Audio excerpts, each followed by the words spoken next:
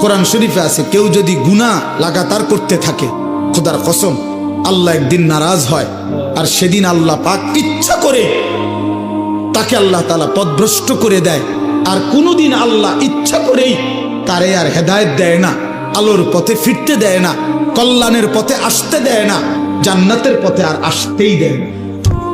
খোদার কসম, এটা কোরআন শরীফের আয়াত।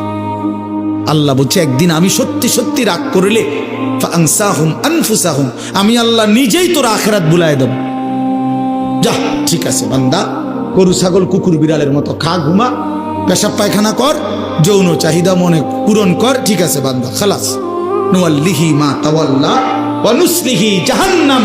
যা বান্দা, তোর এই উল্টো পথে চলছিস, চলতে থাকো উল্টো, আমিও তোরে উল্টো পথে চালায়া দিলাম।